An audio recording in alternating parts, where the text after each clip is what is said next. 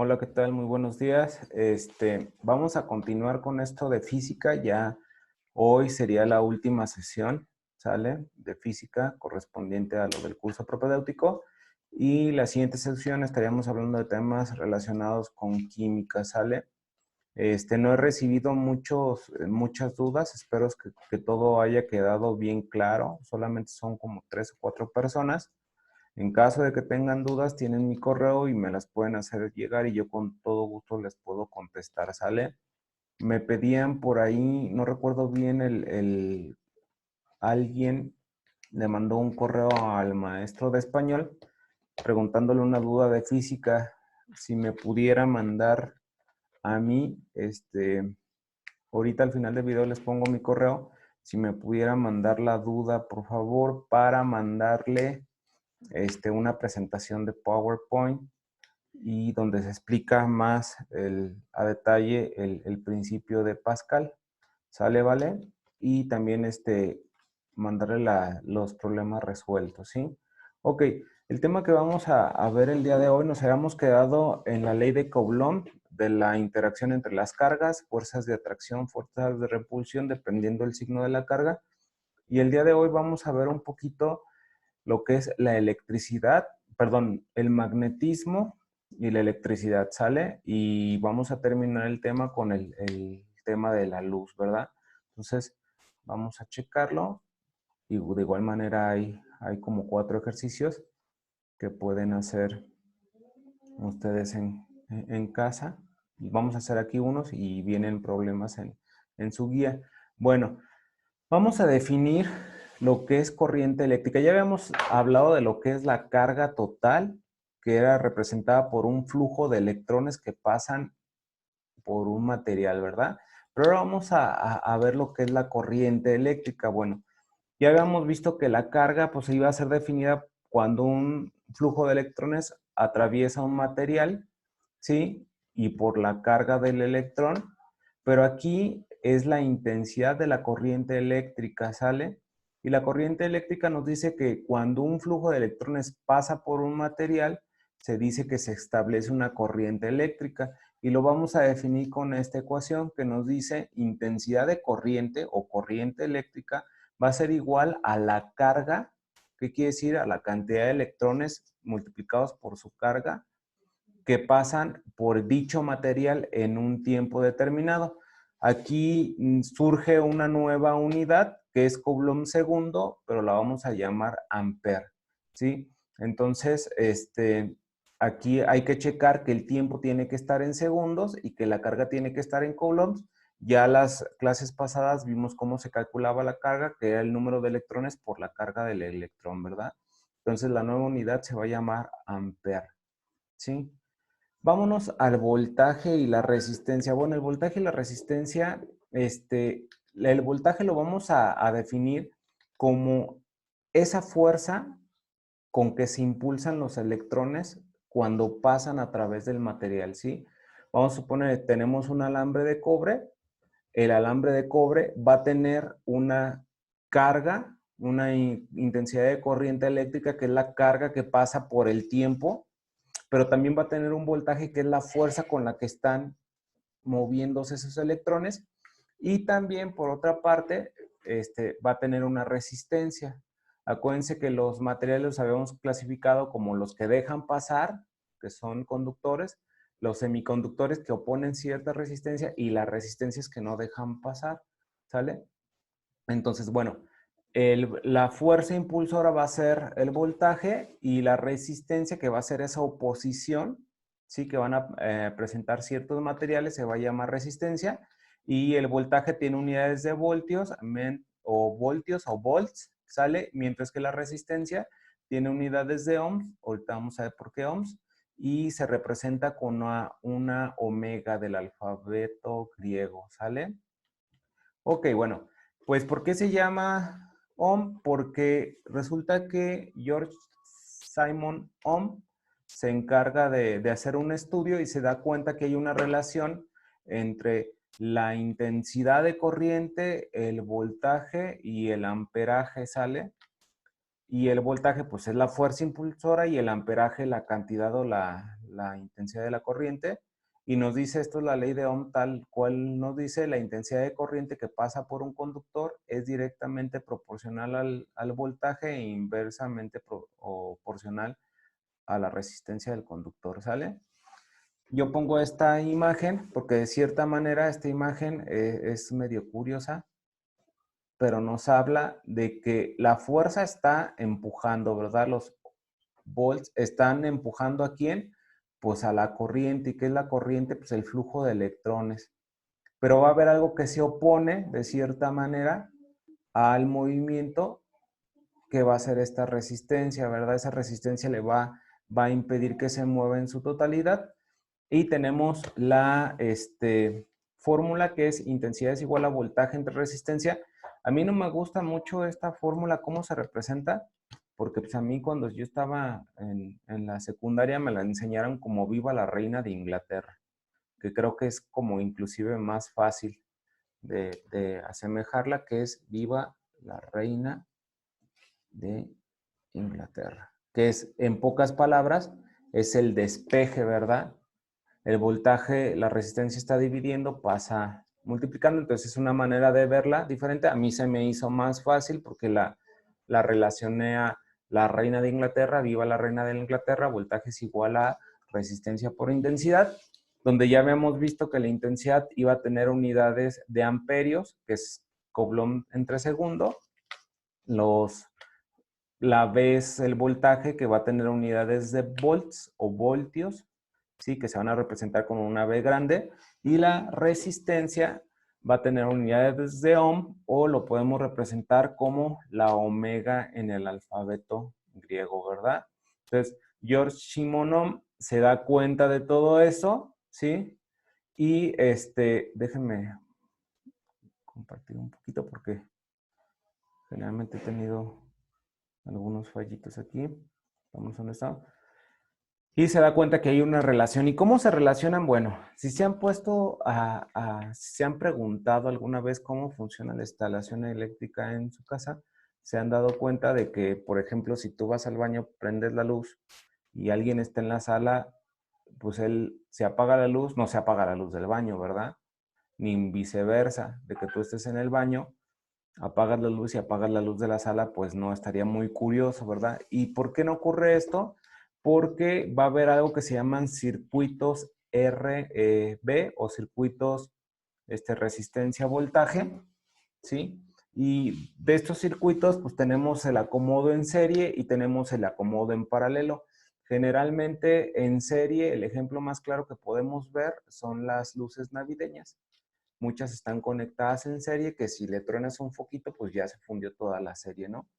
Y bueno, ¿qué de particular tiene? Aquí nada más cabe resaltar algo bien importante y que es la resistencia, aparte que tiene su signo ohm, lo vamos a denotar por este pequeño simbolito que es algo así, ¿verdad? Lo pueden encontrar así o inclusive nada más así. ¿Sale? Ese son el símbolo de resistencia, ya lo vieron en su secundaria, y la intensidad se mueve a lo largo. En este caso, aquí tenemos el signo que representa al volt. Déjenlo. ¿Sale? En este caso, el volt se puede representar de dos maneras.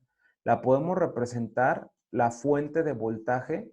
En este caso, una fuente de voltaje como es esto, y esta es una fuente de voltaje que representa a una corriente directa y mejor conocido como batería. ¿Sale? Una pila, una batería va a representarse por mientras que va a haber otro signo. Yo nada más puse puras baterías, pero por ahí van a encontrar otro signo que es un circulito, y dentro del circulito va a haber una onda senoidal, ¿verdad? Porque se supone que pues, es un flujo de electrones y los electrones tienen esa forma, y esto va a representar la corriente alterna, mejor conocido como la corriente alterna. La conocemos perfectamente porque es la que nos manda comisión, y tiene que estar más o menos entre 120 y 220, ¿sale? Y esta es la que obtenemos de los enchufes, ¿sale? De los apagadores. Sí, entonces son dos maneras en que podemos observar, ¿sale? Cómo se puede representar el voltaje. Siempre va a salir la corriente, como ven en esta imagen, va a correr del positivo y va a tratar de llegar al polo negativo, ¿sale? Es igual en ambos casos, ¿sí? Bueno, ¿qué consideraciones tenemos que tener en este circuito que es el circuito en serie? Pues para empezar, que nuestra resistencia total, nosotros no podemos calcularlo así todo grande, tenemos que hacerlo a un simple, a un circuito simple. Entonces lo primero que vamos a hacer, pues algo bien sencillo, que va a ser la suma de estas resistencias. Esta resistencia más esta resistencia más esta resistencia. ¿Y cómo se calcula esta suma? Una suma algebraica, aritmética, perdón, muy normal, ¿verdad? R1 más R2 más R3. ¿Sale? El voltaje total en este caso también va a ser la suma del voltaje en todos los puntos. Por ejemplo, aquí en este punto va a haber un voltaje. Aquí también va a haber otro voltaje y aquí también va a haber otro voltaje, ¿sí? Entonces se va a distribuir el voltaje en los diferentes, alrededor de las diferentes resistencias, pero algo interesante aquí es que la intensidad de corriente se mantiene desde que sale, ¿sí? Hasta que regresa al polo negativo, y eso lo podemos calcular. Generalmente cuando tengan este tipo de problemas, les van a pedir los elementos que les faltan. En este caso, pues tenemos los tres elementos desconocidos, ¿verdad? Que es las resistencias, también no conocemos ni el voltaje, ni no conocemos las intensidades. Generalmente lo que tenemos que hacer es ir checando qué nos falta y ya de ahí primero sumar todas las resistencias para después poder utilizar la ley de Ohm y poder calcular el elemento que nos falta, que ya sean voltaje o resistencias, o al revés, ¿sale? Generalmente esto lo van a ver más complejo en la prepa porque son cuestiones, por ejemplo, de nodos y sumas más complejas de resistencias, pero todo tiene el mismo fundamento, ¿sí? Entonces, esa es la manera como podemos explicar cómo se comporta un circuito en serie. Y acuérdense, un ejemplo bien claro de un circuito en serie, pues es ¿cómo se llaman? Las series navideñas. ¿Sale? Dejo de compartir para poder compartirles desde acá. Hay otro tipo de circuito, ¿sale? Ahí ya me pasé. Que es el circuito en paralelo, ¿sale? El circuito en paralelo, si se fijan, las resistencias van a estar en paralelo. ¿Qué quiere decir? Que van a estar consecutivas una de otra. Aquí está una, aquí está otra y aquí está otra y están en paralelo. Esta R1 está en paralelo con R2 y R2 está en paralelo con R3. Esa es una resistencia en paralelo, voltaje-resistencia, ¿sí? Va a haber combinaciones, pero esas les digo ya cuando estén en física, no recuerdo si 3 o 4, en la prepa van a ver cómo se va a resolver.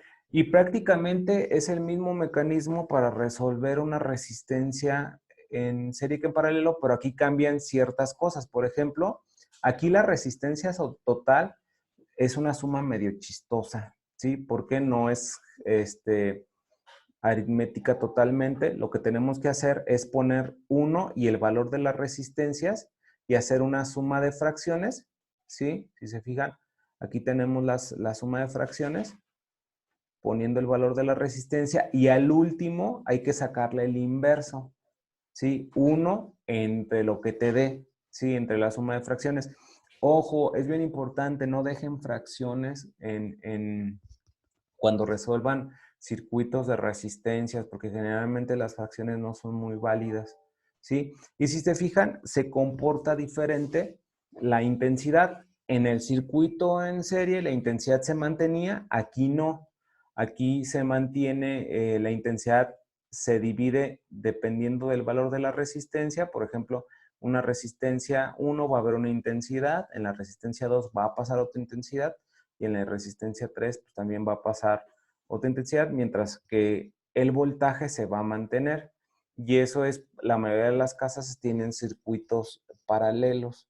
Y si se fijan, pues si está funcionando el refrigerador, puede estar funcionando, no sé, la televisión, el horno de microondas, porque el voltaje se mantiene en todo el circuito. Y de cierta manera el refrigerador, la televisión tienen cierta resistencia, ¿no? Entonces, se aprovecha al máximo el voltaje porque se distribuye de manera equitativa alrededor de toda la resistencia, ¿sí? Sale, vale. Déjenme ver si... Bueno, vamos a hacer ejercicios, ¿verdad? Es lo más importante y lo más divertido de aquí de física. Y nos preguntan, lo primero que vamos a hacer este circuito en paralelo, ¿sí? Si se fijan, ya tenemos las magnitudes, ¿sí? Tenemos para empezar nuestro voltaje de salida, que hay que identificarlo, y tenemos el valor de las resistencias. En este caso, las resistencias, yo les había comentado que pueden ser así, o pueden ser nada más así, ¿sale? O más rayitas. Pero en este caso, las resistencias también, si van ustedes a Steren o algo así, van a encontrar como unos disquitos que tienen franjas de diferentes colores que nos van a decir el valor de resistencia. En este caso, las resistencias se están asemejando a esos circulitos, pero pues no tienen los colores característicos. Entonces nos está diciendo que la resistencia 1 es 10, la resistencia 2 es 5 y la resistencia 3 es 15. Entonces, pues ya saben, vamos a hacerlo en nuestro Word. ¿Sale, vale?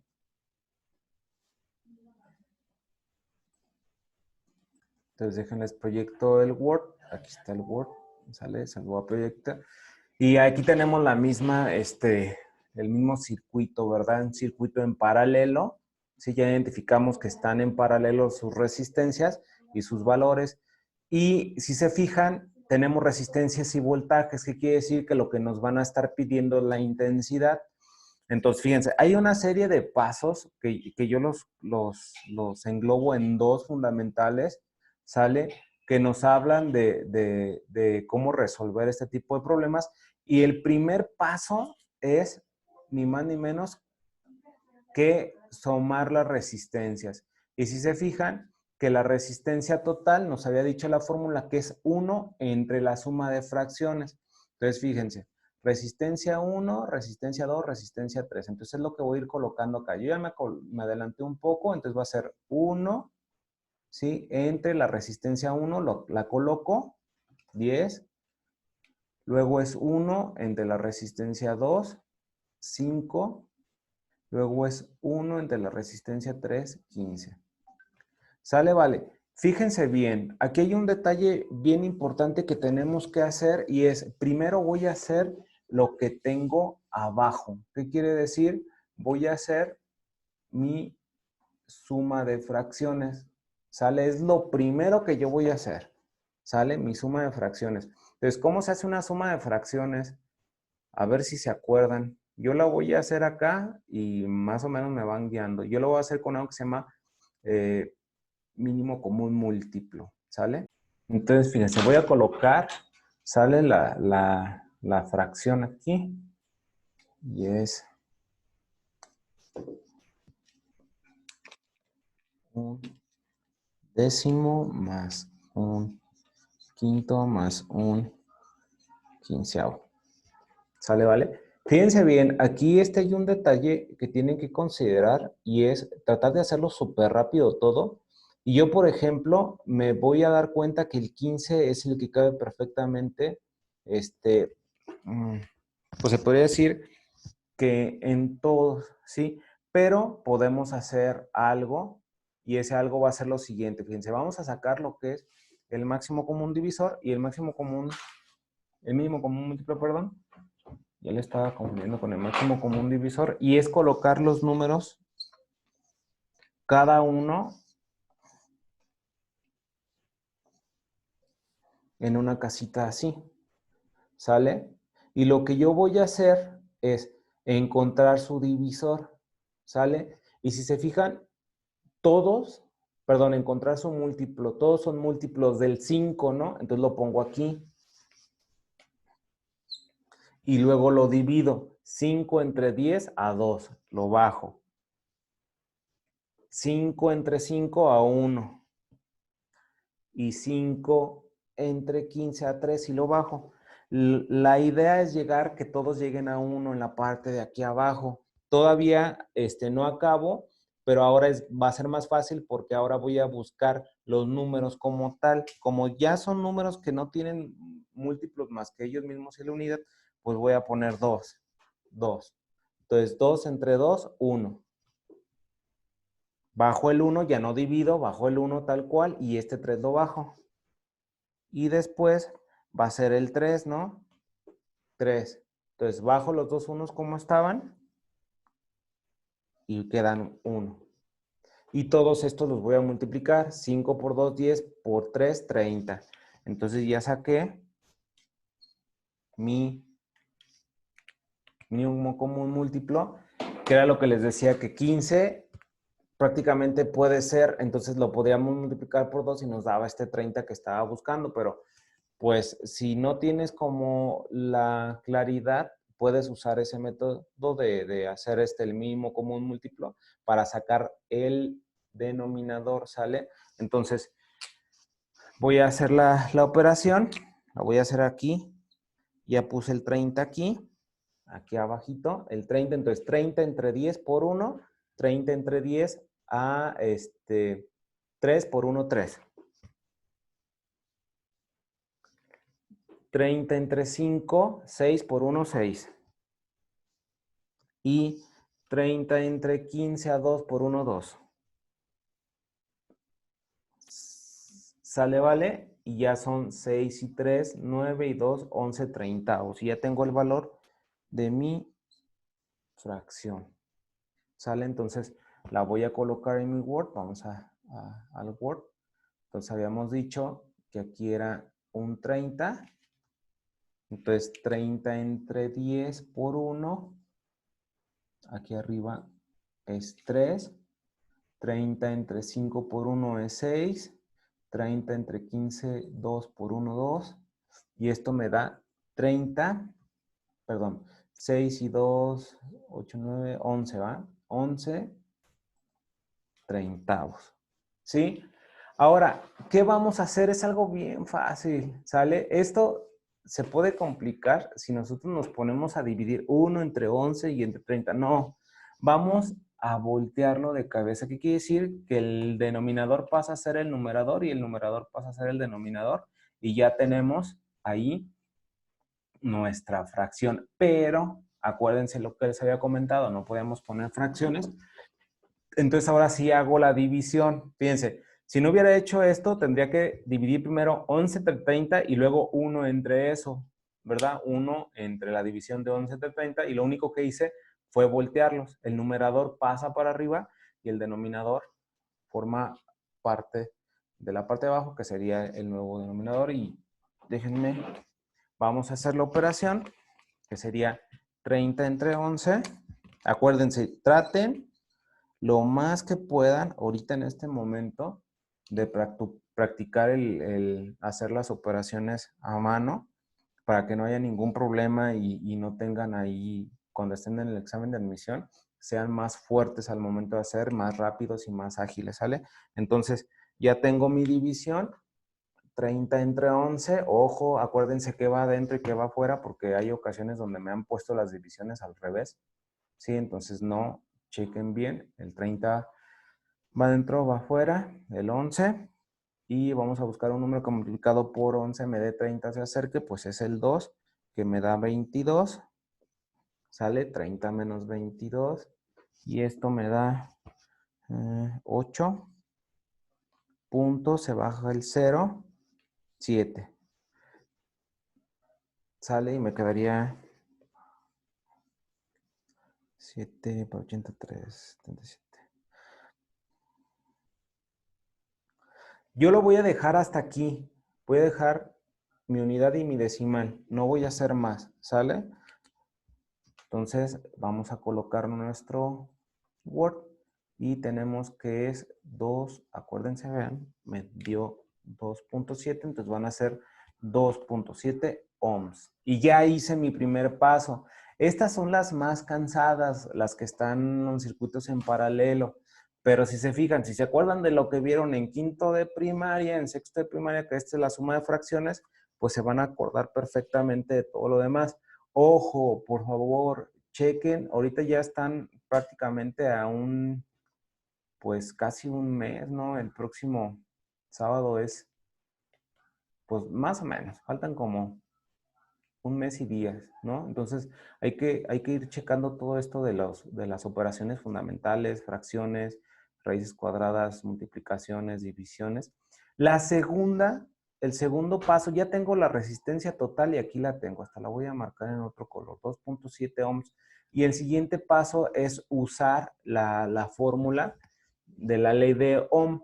Si se fijan, el problema ya me había dado el voltaje, y aquí lo tengo, vean, el voltaje ya me había dado, y ya lo único que necesitaba, de cierta manera, era calcular la resistencia total, que la tengo acá, ¿sí? Aquí está mi resistencia total. Entonces, ¿qué me faltaba? Pues me faltaba la intensidad. Entonces vamos a la ley de Ohm, ya ahí ya la voy a aplicar directo y me dice, ahí ya les di la respuesta. Intensidad es igual a voltaje entre resistencia total. El voltaje son 5 volts, la resistencia total 2.7, entonces son, vamos a borrarlo para hacer la operación, ¿verdad? 5 volts entre 2.7, vamos a hacer la operación. El 5 va adentro, ¿sale? El 5 va adentro, el 2.7 va afuera. ¿Sí? Hay que acordarnos cómo se hacían esta especie de divisiones.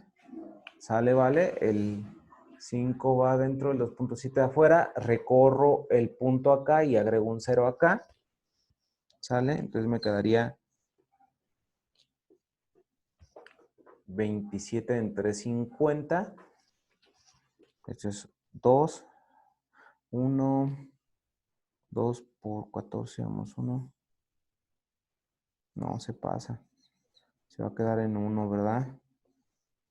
Porque se pasa bastante, el 2 es 2 por 7, 14, 2 por 1, 2 y 1, 4, es 2, 4, 2 por 7, 14, 2 por 2, 4 y 1, 5, 57, sí se pasa. 54, entonces vamos a ver, 3, llevamos 1, 2, ¿verdad? Si tengo algún error que ustedes me identifican de volada, me mandan un correo y me dicen, oye, hermano, ¿estás bien?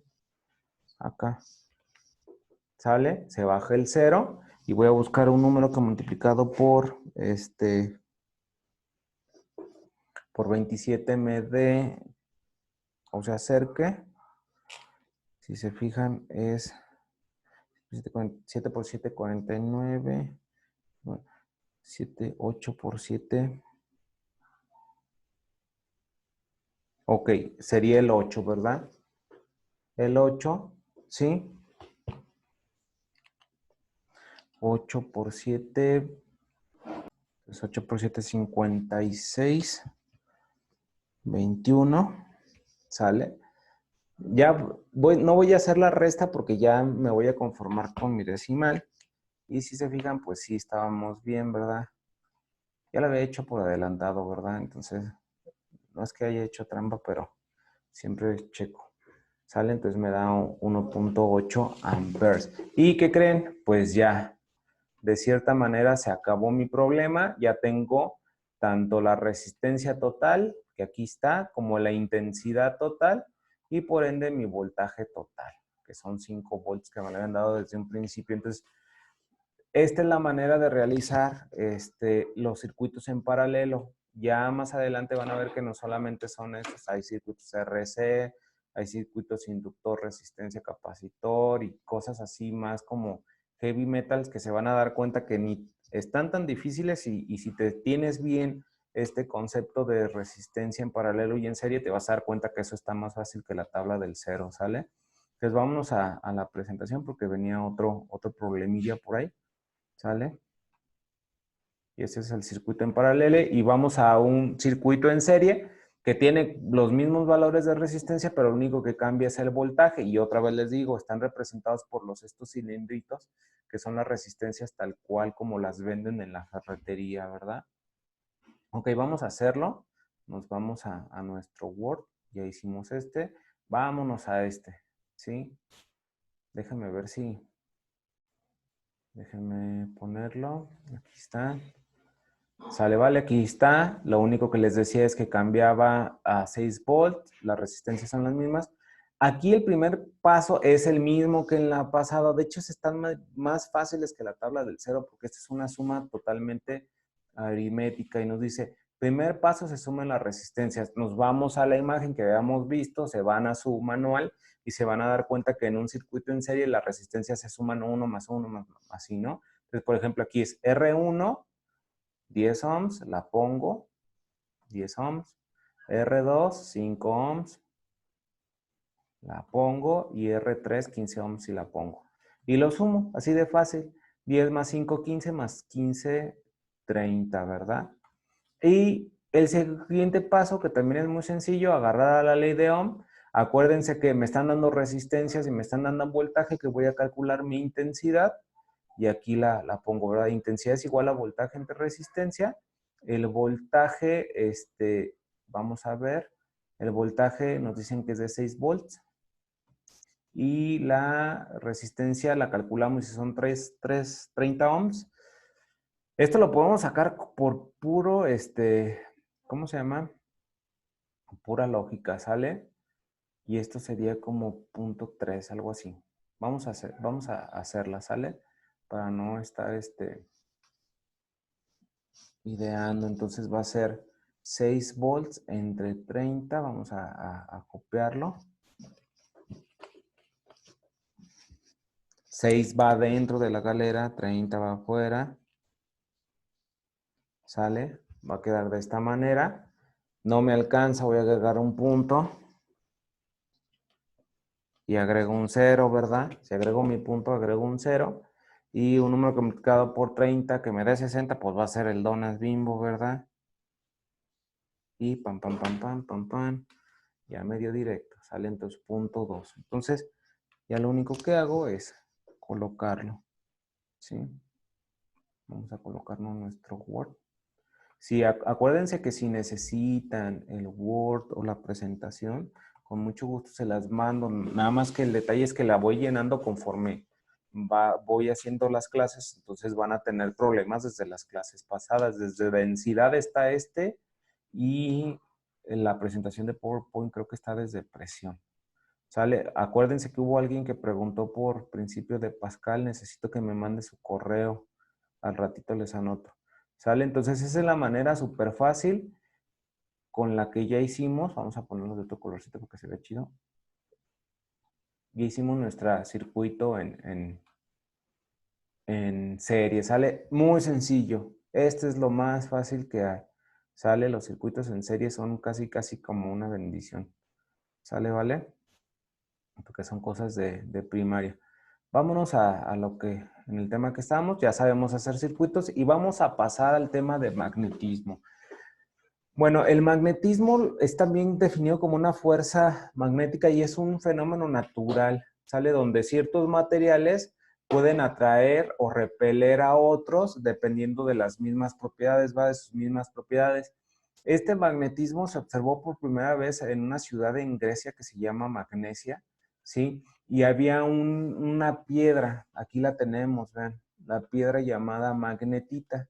Sí, que es de hecho la piedra de la que están hechos los imanes. Ahorita ya hay imanes de neodimio, de un montón de imanes y superimanes que ya tienen otras propiedades, pero en principio pues era la magnetita el óxido de hierro que se encontró con estas propiedades, ¿sale? Y pues es un metal generalmente y se emplea mucho en lo de la mena de hierro. Y esto se empezó a ver en Grecia, en la ciudad llamada Magnesia, ¿sí? Bueno, de los imanes podemos recargar algo que lo principal es que tienen dos polos, ¿sí? Están formados por un polo norte y un polo sur. Ojo, aquí hay un detalle bien importante que es bien interesante. Muchas veces nos han enseñado que el polo norte de la Tierra es igual al polo magnético de la Tierra y están al revés, ¿eh? Pero bueno, dentro de las leyes de los polos nos dicen que tienen dos polos, el norte y el sur, y nos dice que la ley nos dice que polos iguales se van a atraer y polos diferentes se atraen, polos iguales se repelen, ¿sí? ¿Qué quiere decir? Que al tener un norte y un sur, pues estos se van a atraer, mientras si tenemos dos nortes o dos surs, estos se van a repeler, ¿sale? Entonces, acuérdense, polos iguales se repelen, polos diferentes se atraen, que es algo muy parecido que pasa con las cargas, ¿sale? Con las cargas eléctricas, si se acuerdan, las cargas eléctricas de igual signo se repelían, las cargas eléctricas de signos diferentes se atraen. ¿Por qué? Porque hay una relación estrecha entre el magnetismo y la electricidad que se llama electromagnetismo. Por eso podemos encontrar estas dos relaciones, ¿sí? Bueno, ¿y a qué se deben estas fuerzas de atracción y repulsión? Bueno, se deben a algo que se llaman campo magnético. Y el campo magnético es la región donde se hacen sentir esas fuerzas, ya sean de atracción o repulsión, ¿sí? Y hay unas líneas imaginarias. Estas líneas, obvio que no las vemos, aquí se ven en las imágenes, estas líneas que están haciendo esto. No las vemos, ¿por qué? Porque son líneas imaginarias que surgen del polo norte y entran al polo sur. ¿Por qué se repelen los imanes? Bien padre, fíjense. Por ejemplo, si yo tuviera un imán aquí, ¿sale? Y aquí está su polo norte y aquí está su polo sur. Si se fijan, las líneas hacen esto, ¿verdad? Salen del norte para entrar al sur. Si se fijan aquí, las líneas no se juntarían, ¿sí? Chocarían entre sí las líneas de este imán con las líneas de este imán y haría imposible que se unieran. Entonces, por lo tanto, hay una repulsión, ¿sí? Igual pasa en el sur. Las líneas entran y las líneas entran y llega un momento en que no se alinean. Pero en cambio, si fuera un, ¿cómo se llama? Un polo diferente, por ejemplo, en este caso, un polo sur, ¿sale? Un polo sur, aquí perfectamente, ¿sí? Podríamos ver que las líneas entrarían directamente al polo sur, entonces por lo tanto lo puede atraer fácilmente. Ojo, aquí hay un detalle bien importante. Generalmente nos han enseñado geográficamente, aquí está la Tierra, ¿no? Me quedó como huevo, pero aquí está. Y aquí está el norte geográfico y aquí está el sur geográfico. Pues en el magnetismo es al revés. El polo magnético, el norte magnético se encuentra en el sur geográfico y el sur magnético se encuentra en el norte geográfico. Por esa razón, las agujas de las brújulas siempre apuntan al norte geográfico. ¿Por qué? Porque en realidad son metales que van a buscar su polo opuesto, que sería en este caso el polo sur magnético, ¿sale? Entonces ahí está medio chistosa la cosa, pero acuérdense, geográfico, el norte está arriba, el sur está abajo. Magnético, el sur está arriba, el norte está abajo, ¿sale? Ese sí es bien importante porque a veces le preguntan, a ver, el polo geográfico, y pones norte porque ya estás bien norteado y de que siempre te han dicho que es el polo norte y no es así. ¿Sale, vale? Ok. Vamos a la siguiente. Bueno, hay tres clasificaciones. Fíjense, aquí me faltó poner uno, pero los materiales se van a clasificar dependiendo de sus propiedades magnéticas y va a haber tres tipos. Están los ferromagnéticos. Los ferromagnéticos son aquellos que tienen magnetismo, son atraídos por imanes, ¿sí? Y uno de los elementos más atraído por imanes, pues es el hierro, y nos dice que porque las líneas de flujo magneto fluyen a través de su cuerpo. ¿Qué quiere decir? Que las líneas en los ferromagnéticos, las líneas de campo magnético van a estar perfectamente, ¿sale? Todas.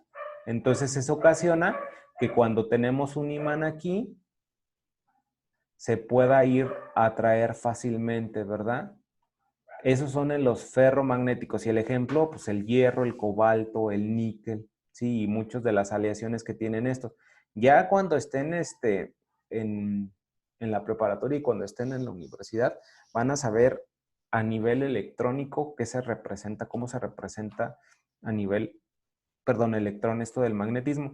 Y tenemos los paramagnéticos que son, perdón, materiales por las cuales las líneas de flujo lo pasan con más libertad, sí, pero también no es muy intenso. ¿Por qué?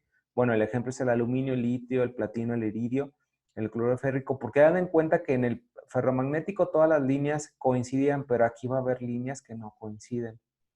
Entonces, de cierta manera, se pueden atraer, lo pueden atraer fácilmente un imán, ¿sí? Pero de cierta manera no es tan fuerte como un ferromagnético. Ya hay unos materiales que se llaman diamagnéticos y esos no se atraen por nada. Por ejemplo, un ejemplo bien claro viene es el carbón. ¿Por qué? Porque ¿qué creen? Que sí hay un caos en sus líneas magnéticas, todas están así como hechas bolas. ¿Sí? No es como estos que tienen sus líneas bien ordenadas de campo, pero hay a veces una se baja y eso es lo que hace que cuando están bien ordenadas, pues se atrae perfectamente. Cuando hay un leve desorden, pues lo atrae débilmente, pero cuando no hay nada de orden, pues ni lo atrae y esos son los materiales diamagnéticos, ¿sale?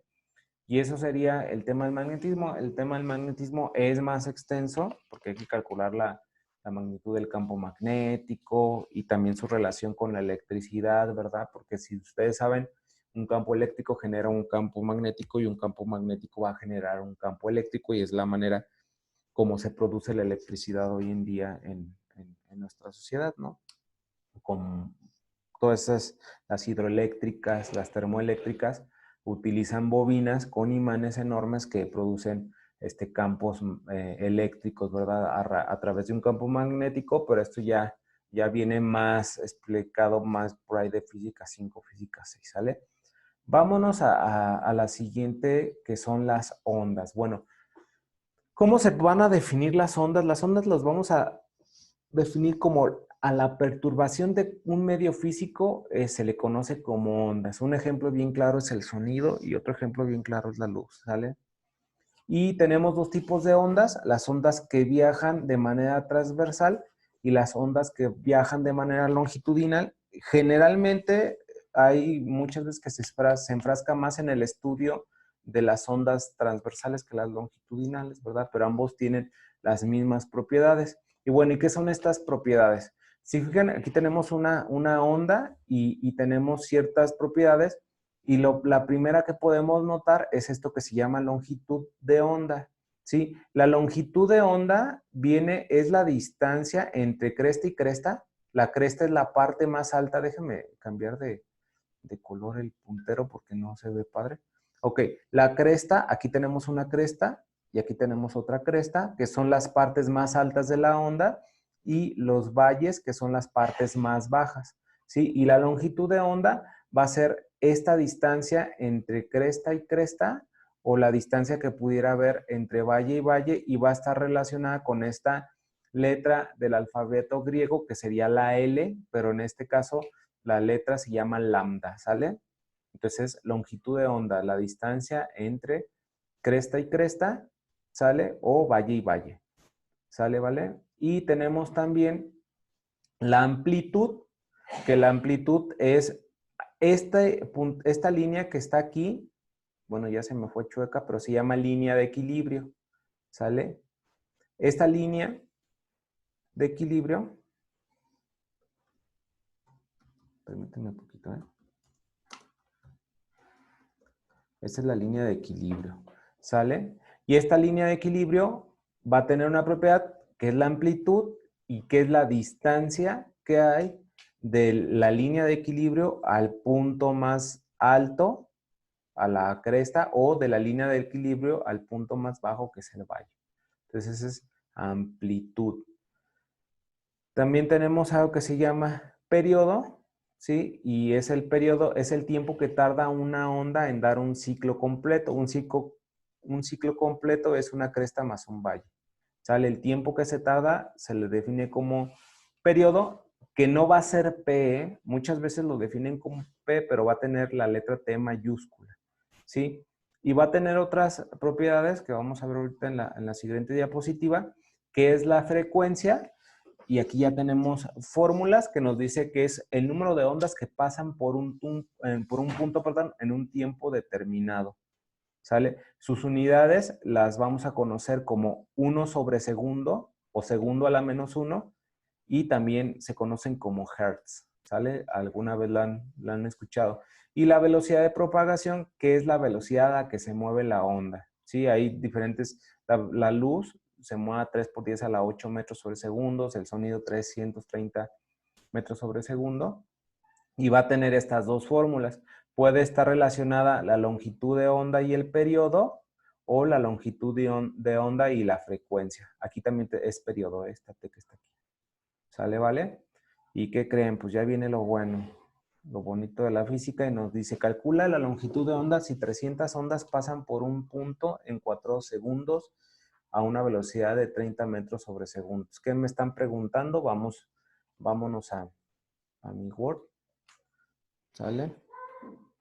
Vamos a ver cómo lo vamos a hacer. Aquí está, miren, calcular la longitud de onda si 300 ondas pasan por un punto en 4 segundos a una velocidad de 30 metros sobre segundo. Pues ya saben, primero que nada los datos.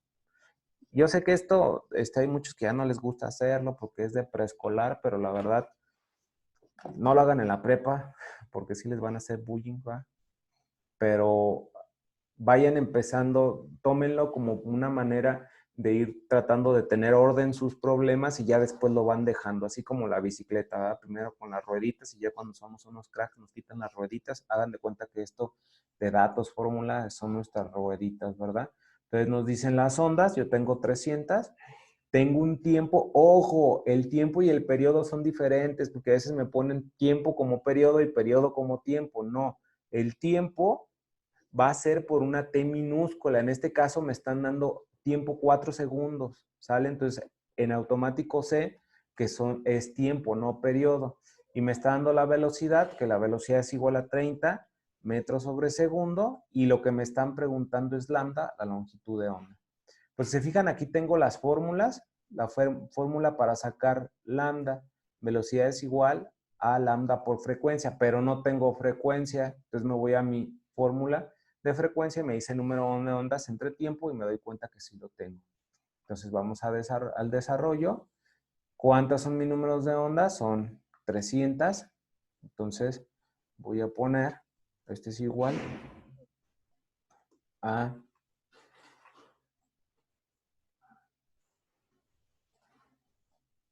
que son 300 ondas, es adimensional, 300 porque es número, entre los 4 segundos, ¿va?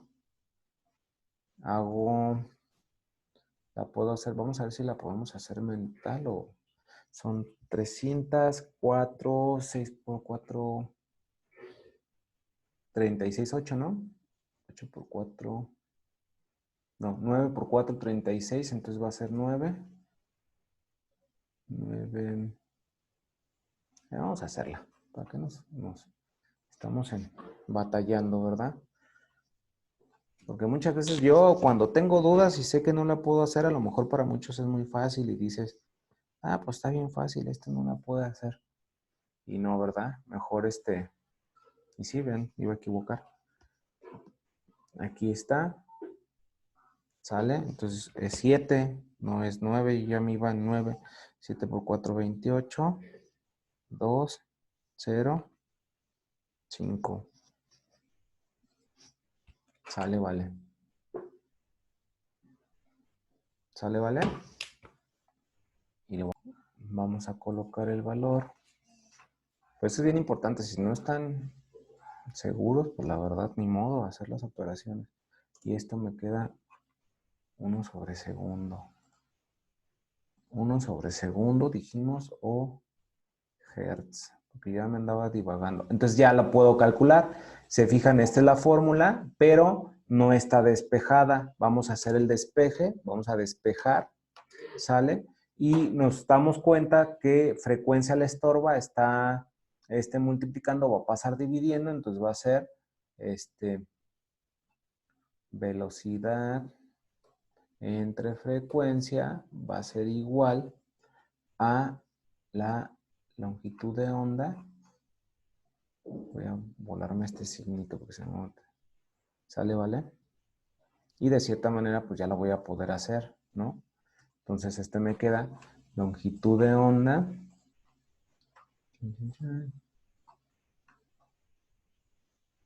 Saben que a mí me gusta hacer las cosas como con calma. Si van a decir, pues como con calma. Pero sí, igual.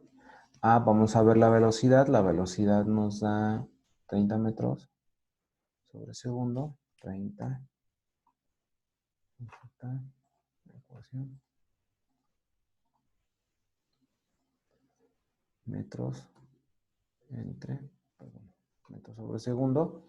Y la lambda, que ya la habíamos calculado, perdón, la frecuencia, que son 75, 1 sobre segundo, ¿verdad? Y de hecho, si se fijan, pues ya me va a dar los segundos con los segundos se van, ya me está dando uno de metros, ¿va? Ya me están dando los metros, porque este segundo con este segundo, pues se van a eliminar y 1 por m, pues m.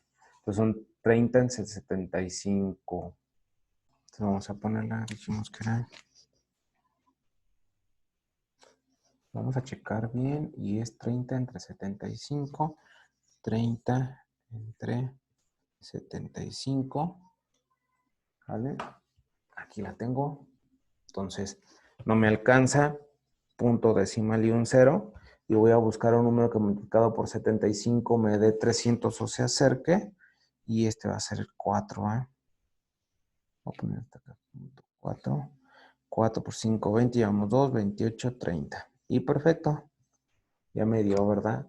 0.4 metros de longitud de onda tiene esa onda. O sea, es un...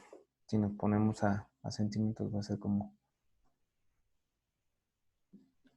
400 centímetros. Allá vamos a ponerlo. Entonces este es 0.4 metros. 40 centímetros aproximadamente, ¿verdad? ¿Sale, vale? Ok, vamos al siguiente. Nos dice, la velocidad del sonido es de 330 metros sobre segundo. Calcula la longitud de onda si el periodo de oscilación es de 650 segundos. Entonces vamos a los datos.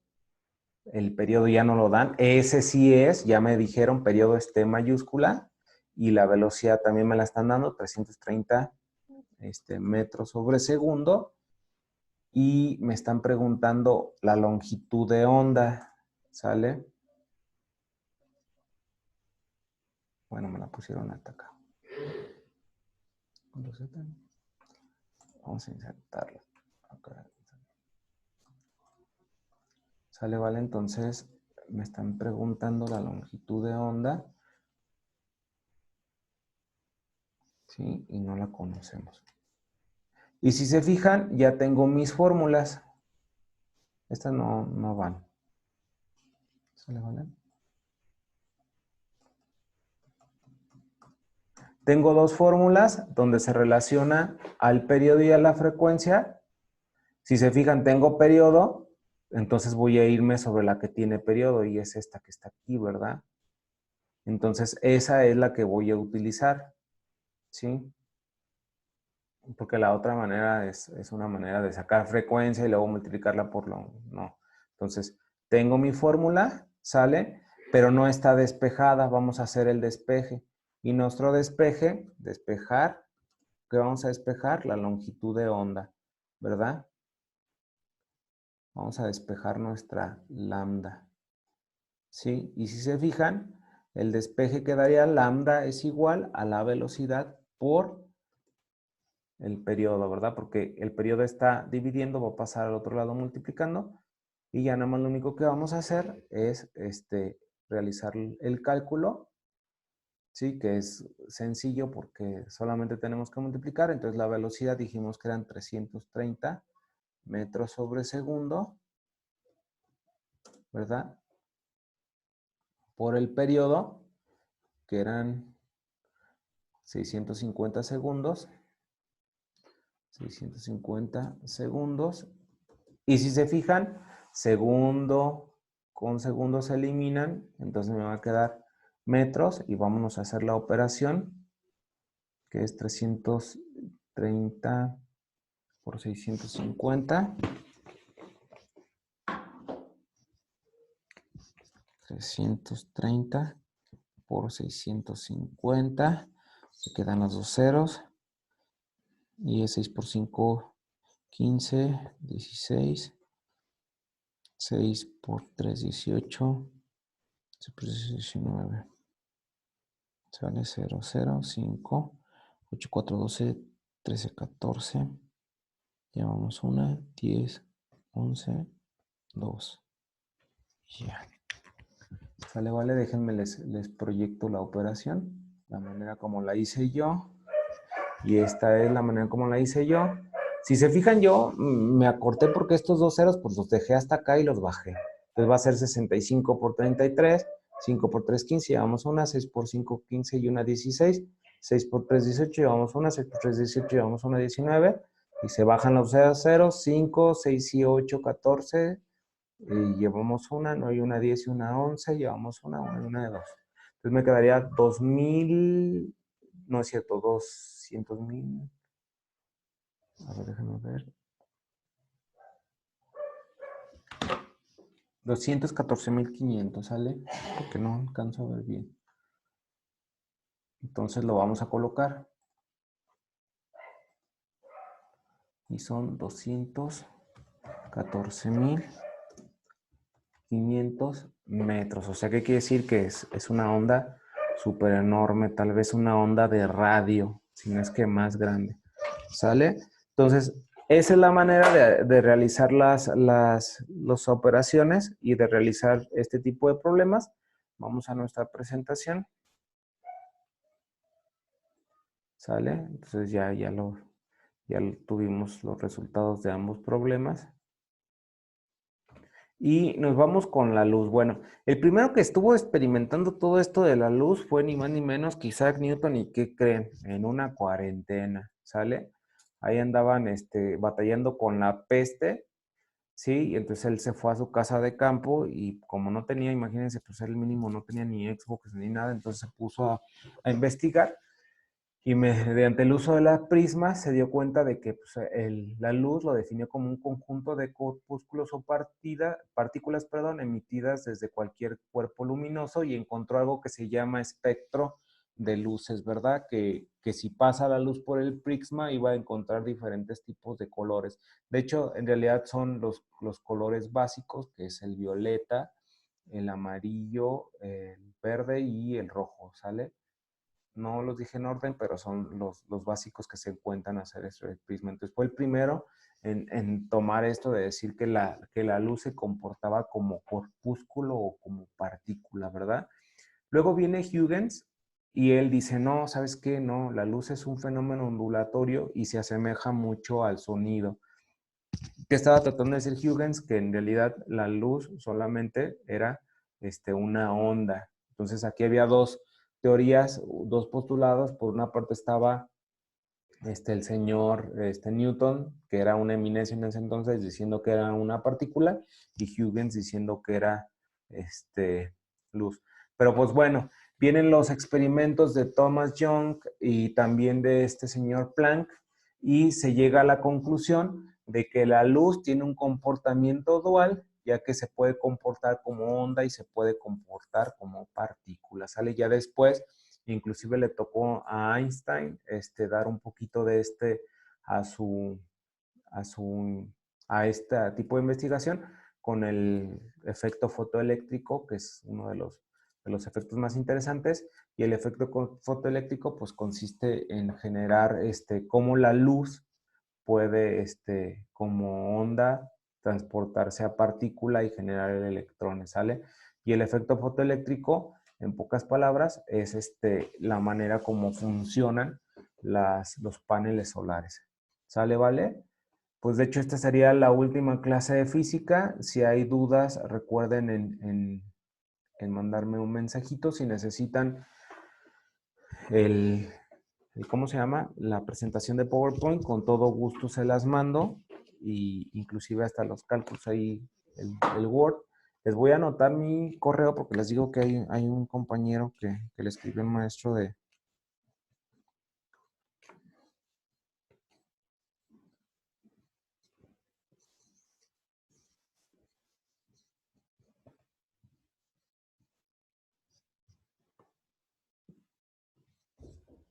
Sale, vale. Este es mi correo, ¿sale? Tonatiu, con H al final, ss1945@gmail.com. Esa persona que está preguntando por el principio Pascal, con todo gusto le mando una presentación donde está un poquito más claro, ¿sí? Y si sigue teniendo dudas me manda un mail, ¿sale? Cuídense mucho y nos estamos viendo.